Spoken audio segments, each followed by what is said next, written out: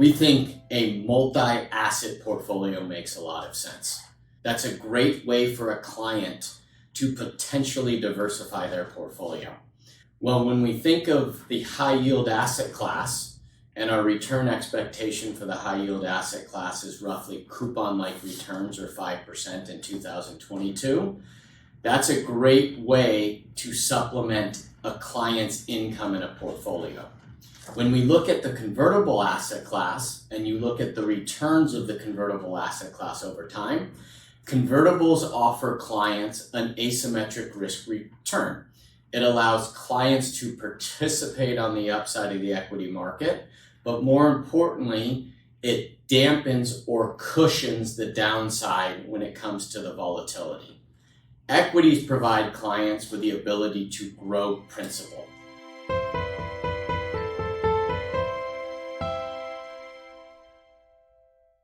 When it comes to 2022, it's really a continuation of what we see in today's marketplace as we close out 2021.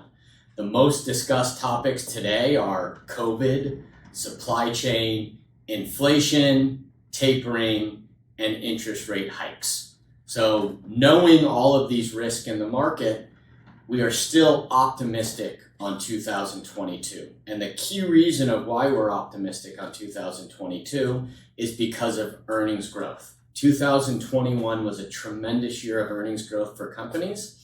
And if we look at what the average strategist is predicting in 2022, most are saying 10 to 15% earnings growth.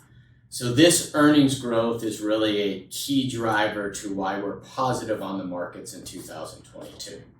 When we look at broad markets like the S&P, we see mid to high single digit returns. When we look at the convertible market, we also see mid to high single digit returns. And when it comes to the high yield market, we expect the market to return coupon-like returns, which currently is around 5%.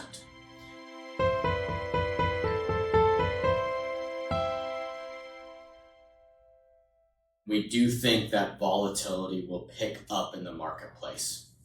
And when we think about increasing volatility, we also have to think about asset classes that can help dampen that volatility. Earnings, we believe, are going to be a key driver to the market in 2022.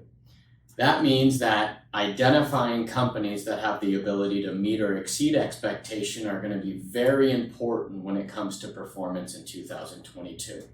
And there's plenty of sectors that are possible outperformers in the marketplace in 2022. Some of those include alternative energy, cloud computing, storage, anything tied to the omniverse. So there's a lot of positive trends in the marketplace today. And our goal is to identify companies that have the ability to meet or exceed those expectations.